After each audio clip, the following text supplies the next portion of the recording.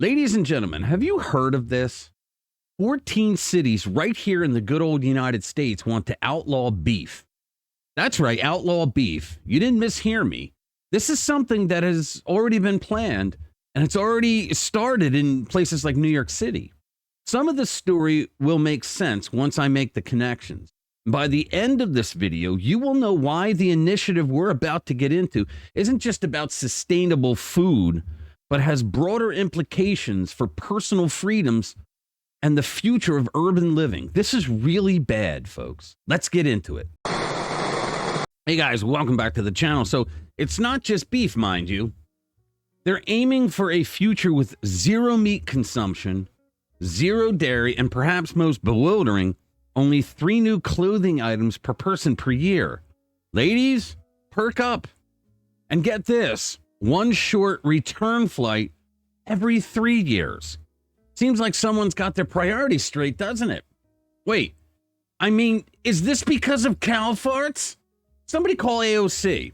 All right, 100 cities globally have already jumped aboard this lunacy express. In our nation, from Austin to Seattle and LA to New York City, they're lining up for the utopia. But it doesn't end with food. They want to confine your vehicle to your zone that they set up for you. And if you stray, well, you'll be fined. We think that's all that'll happen. What if you work outside your zone? What if there's no hospital in your zone and you need to use one? What if you have family in another zone just outside your zone? Does that mean you don't get to babysit the grandkids? They have to come to you? And how are they going to come to you? I don't think they've thought this through. But I think they're actually evil enough that they didn't want to think it through. Let's give a big applause for these 15-minute cities. You'll hear that term sometime soon. They call them 15-minute cities because 15 minutes is all it should take for you to be able to walk anywhere that you need to get something. It seems highly efficient, if not draconian, right? But that's because you're going to have to give up your cars. Now, they're using fancy terms like smart cities. I'm sure you heard of that. But there's an eeriness to it. It reminds me of the UN's Agenda 21, doesn't it? Now, speaking of smart cities, remember the billionaires who wanted a slice of paradise in Maui County? Lahaina, to be sure.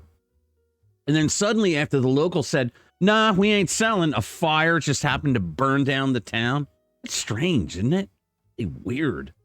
And of course, mainstream media and their fact checkers are quick to label it all as a hoax, a conspiracy theory, which you all know that means that it's true.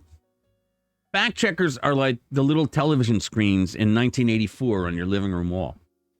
Even Snopes, the so-called truth warriors, apparently didn't find any evidence.